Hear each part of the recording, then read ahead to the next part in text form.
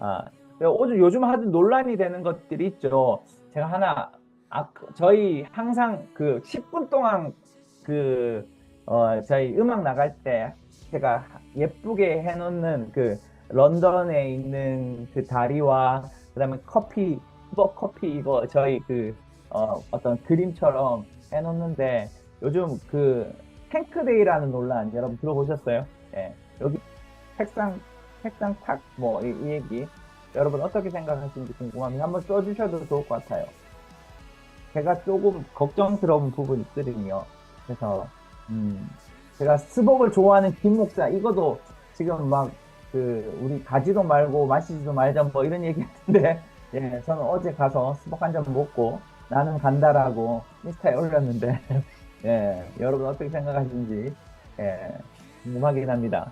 예, 저는 스벅 커피를 제일 맛있게 먹진 않습니다, 사실 저도. 예, 커피는 스벅이 제일 맛있진 않아요, 사실. 근데 커피 뭐 여러 가지 유형이 있는데 스벅이 좀 괜찮은 것 같아 저는 좀 좋아하고 그다음에 그 오늘날의 스벅의 문화들 제가 지난번에 4번 만에 이 얘기 스벅 왜 했냐 스벅이 이 무엇을 뜻인지 아느냐 이 스벅을 한다는 것이 무슨 말인지 아느냐 뭐 이런 논란들이 너무나 많았어요. 제가 하는 이유에 대해서 충분하게 예전에 지난번에 설명을 해드렸기 때문에 제가 그거에 대한 설명을 하지 않겠습니다. 저희 영상을 찾아보시면 또 있습니다. 스벅에 대한. 근데 아무튼 요즘 논란이 되는 것이 5.18 때, 탱크데이라는 것, 그다음에 책상 타기라는 것을 쓰면서, 어, 뭐 지금 언론이든, 그다음에 정부 안에서든 계속 비판의 소리가 많죠. 근데 왜 제가 이걸 이야기하냐면, 그냥 단순한 이 논란으로 인해서 언론이 비판하고 정부가 그것을 뒷받침하면 한다라는 것을 이야기하려는 것이 아닙니다. 사실 저는. 왜 이것이 중요하냐면, 사실은 이 얘기를 더 많이 하고 싶었는데, 사실 이 얘기보다 제가, 하고 싶은 이야기가 있습니다. 사실 그게 뭐냐 하면, 여러분 이제 우리가 2주 뒤면 투표를 하잖아요, 투표. 여러분, 뭐 이미도, 뭐 여기 있는 계신 분들은 대부분 투표를 누가 어느 정도 할지를 생각하셨을 겁니다. 근데 우리가 기독교인으로서, 그리고 여기에 들어오시는 분들의 입장에서 우리는 어떤 관점에서 투표를 해야 될지를 한번 생각했으면 좋겠다. 라는 생각에서 제가 서두에 한번 이 얘기를 했어요. 왜냐하면 이것이 지금 이러한 관점이 이 5.18을 뭐 미화하고 5.18의 어떤 희생자들을 존중하지 못하는 태도라고 언론과 정부가 엄청나게 비판하는 이 이야기가 과연 정당한 비판과 정당한 어떤 논란의 소지가 있느냐. 어, 사실은 뭐 제가 볼 때도 어떤 분들은 이야기하더라고요. 사실은 이 탱크데이라는 이 이야기를 왜 5.18이 굳이 썼을까라는 생각은 해요. 근데 뭐 일단은 회사 측에서도 볼 때 미국의 본사의 원래 그 텀블러의 제품명이 탱크 시리즈랍니다. 그리고 그 제가 볼 때는 또 하나 책상 타기라는 용어를 쓴 것은 회사원들이 책상에 그걸 탁 놓는다라는 의미에서 사실은 담당자 이걸 만들어 놓은 담당자가 무지해서의 어떤 논란이 있는데 모르겠습니다. 그것의 진짜 진실은 어떤 것인지도 잘 모르겠지만 근데 이걸 갖고 이렇게까지 회사의 그 스벅을 담당하는 부사장을 잘랐죠. 그리고 우리 정용진 회장이 논란에서 그걸 공개적으로 사과를 했는데 이것을 이만큼 더 키워서 지금 아마 지금 고소도 당한 걸로 알고 있어요. 정용진 회장이. 그러면서도 거기 있는 부회장이 5.18 있는 강주 쪽에 있는 곳에 가서 사과도 했지만 사과도 받지 않고 이런 논란들을 보면서 제가 염려하는 것은 이것을 성역하려는, 제가 다시 좀 부탁드리고 싶은 거지. 지금 18분 계시는데, 여러분 진지하게 한번, 이것들을 생각해 보시면서, 제가 절대로 그 5.18에 죽었던 희생자들을 미화하거나, 좀 낮추는 것이 절대 아닙니다. 제가 염려하는 것은, 이러한 것들을 통하여 문제화하면서 점차 이 대한민국이라는 사회가 전체주의로 흘러가지 않을까라는 염려인 거죠. 왜냐하면 만약에 이 5.18이라는 민주화라는 표현의 우리나라는 자유가 있잖아요. 우리 기본권 중에 있는 뭐 신체의 자유, 거주 이전의 자유, 직업 선택의 자유, 사생활의 비밀의 자유, 뭐 종교의 자유, 양심의 자유, 언론 출판의 자유, 뭐 집회 결사의 자유, 이런 다양한 자유들이 있는데 이 표현의 자유가 있잖아요. 근데 이 표현의 자유를 억압하면서 이러한 것들을 이슈화 시킨다. 그리고 최근에 있었잖아요. 우리가 헌법을 수정하려고 할 때 이 5.18이라는 민주화 운동을 헌법에 집어 넣으면서 이것들에 대해서 비판하거나 문제시했을 때 법적인 제재를 가한다라는 이 표현들은 어쩌면 우리가 가지고 있는 대한민국의 자유민주주의라는 이 체제를 무너뜨리는 전체주의로 가는 지름길을 만드는 거 아닐까라는 심각한 문제를 제기할 수밖에 없는 것이다라고 저는 생각하거든요. 여기 있는 분들이 어떤 분들은 강주의 고향이신 분들이 계실지 모르겠지만 그리고 뿐만 아니라 강주의 그 민주화 때 가까운 분이 돌아가셨는 분일 수도 있을 수 있으니까 제가 뭐 그 표현을 하진 않겠습니다. 그런데 이것을 어떤 하나의 이슈로 이것을 어떤 정치의 이념으로 이것을 어떻게 국가가 제압하고 제한하고 표현의 자유를 침해하는 것으로 사용한다면 이것은 올바르지 않는 모습이다라는 거죠. 우리가 그러면서 이런 관점에서 우리가 투표를 얼마나 잘해야 되는지를 볼 수 있는 것이죠. 우리 대통령 선거뿐만 아니라 그 투표 뒷편에 있는 어떤 부정적인 선거 저는 충분하게 논란이 있다고 생각합니다. 그리고 부정선거가 없었다고 말할 수 없는 것이죠. 왜냐하면 선관위들이 했던 그 모습과 그 다음에 수많은 증거들을 통해 저는 부정선거가 있다고 믿거든요. 이걸 또한 이 부정선거를 얘기하는 것을 입에 재갈을 물린다. 이것은 분명히 올바르지 않는 전체주의로 가는 모습이다라고 생각합니다. 전체주의가 뭘까요, 여러분? 한번 생각해 보면 제가 사전을 한번 찾아왔어요. 전체주의. 국가 민족도는 특정 이념을 개인보다 절대적으로 우위에 두고 국가의 목적을 위해 개인의 자유와 권리를 완전히 통제 말살하는 정치 체제 및 이데올로기다. 그러면서 정치적 반대를 억압하는 것을 넘어 개인의 사생활, 일상, 심지어는 내면의 생각까지도 국가가 지배하려는 극단적인 통제 체제. 여러분, 바로 지금 저는 어쩌면 제가 염려하는 것은 우리가 얼마나 투표를 잘해야 되는지가 여기에 나와 있다는 거 생각이 듭니다. 이 지금 사태, 제가 지금까지는 이모 대통령을 대통령이라고 아직 부를 겁니다. 제가 그분이 퇴임할 때까지, 그분이 어쩌면 내려올 때까지 저는 대통령이라 부르고 존중할 겁니다. 왜냐하면 하나님이 세우셨던 부분들이 있을지 없을지 모르겠지만 어떻게든 그 권력이 있으니까. 그런데 저는 기도합니다. 이제는 이 전체주의로 가는 방향으로 간다라고 하면 이제는 그 권력에서 내려오기를 저는 기도할 겁니다. 제가 좀 오늘 좀 심한 말을 지금 정치 얘기를 해서 부담스러울 수도 있겠지만 왜냐하면 여러분이 너무 중요한 거거든요. 우리는 이승만 대통령이라는 그 국부이신 이승만 대통령이라는 분을 통하여 대한민국을 탄생했습니다. 이 대한민국은 네 개의 기초로서 세워졌어요. 하나는 뭐냐면 자유시장 경제, 그 다음에 자유민주주의, 그 다음에 한미동맹, 그 다음에 기독교 입국령. 이 기둥의 틀로서 만들어진 것이 대한민국이거든요. 그렇다면 이 대한민국이 이 기초하에 움직여야 된다고 저는 생각합니다.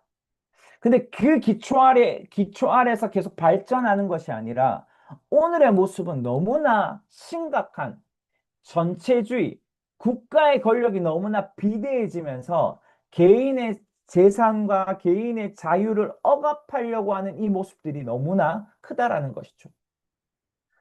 그 모습이 바로 파시즘이고 그것이 바로 나치즘이잖아요.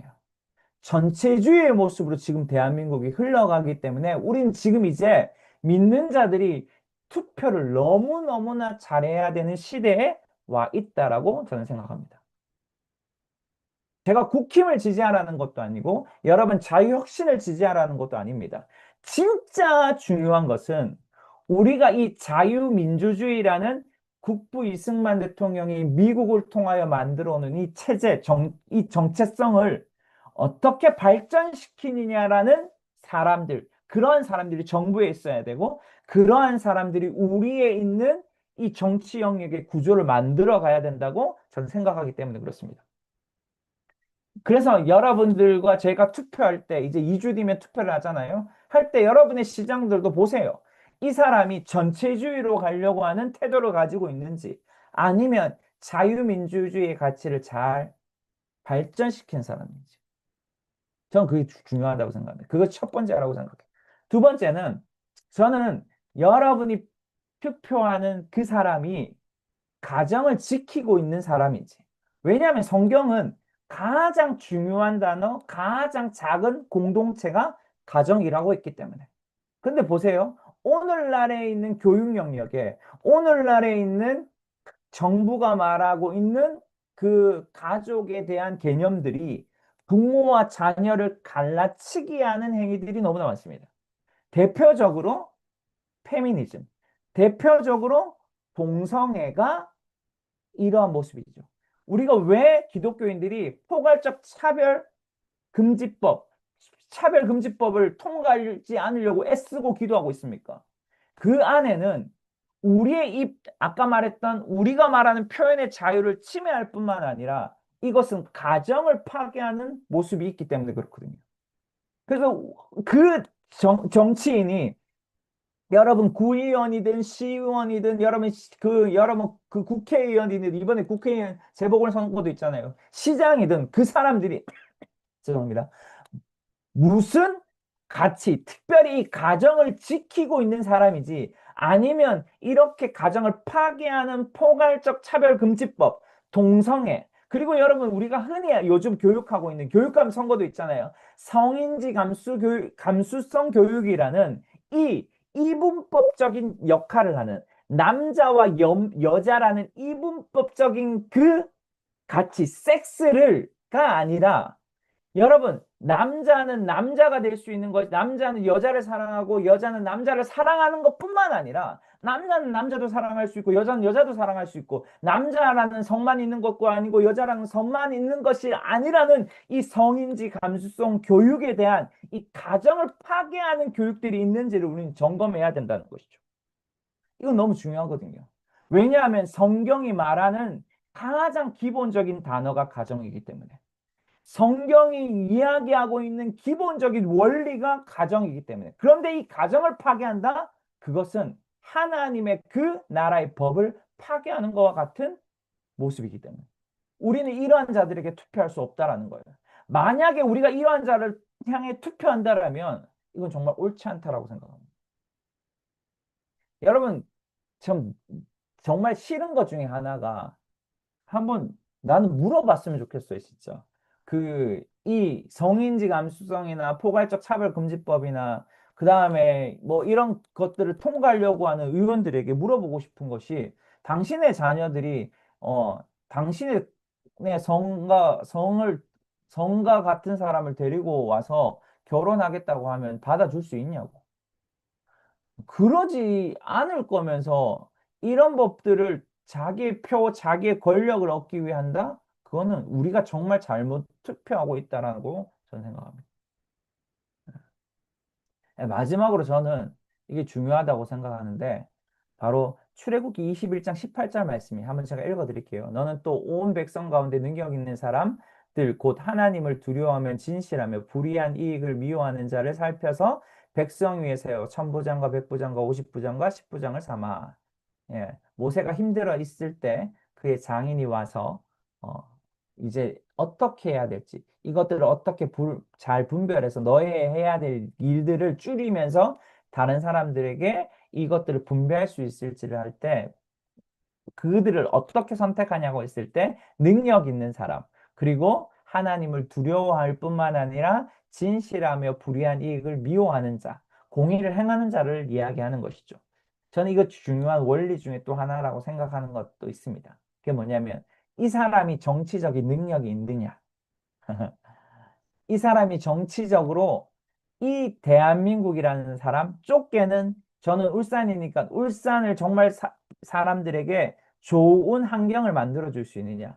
시의원이라면 이 시에 있는 구조를 잘 만들어 줄 수 있느냐. 구의원이라면 이 구에 있는 그 능력을 잘 발휘할 수 있는 사람이냐. 제가 말하는 것은 당을 떠나서 그러할 만큼의 능력에 그 눈과 시력이 있느냐. 그거는 여러분 여러분 선거철에 보면 그 자기들 공약집 보면 알잖아요. 그리고 뿐만 아니라 그 사람과 어떻게 대화할 수도 있을 거 아니에요. 네, 그러한 관점에서 다시 말해서 능력 또한 도덕적 가치. 아까 여기 말하면 불이한 이익을 미워하는 사람. 여러분, 제가 왜 이번 대통령을 뽑을 때 안 뽑은 건 줄 아십니까? 불이한 이익을 미워하지 않잖아요. 저는 제가 충격받은 것 중에 하나가 있습니다. 뭔지 아십니까? 대한민국에 얼마나 많은 범죄자들이 있냐라는 말에 충격을 받았습니다. 예, 여러분 그렇지 않으신가요? 예, 저는 진짜 되게 충격받았거든요. 여러분, 우리 주위에는, 제 주위에는 그렇게 범죄자들이 많지 않습니다. 예, 예, 저희는 울산입니다. 예. 그래서 여러분, 제가 말한 이 세 가지.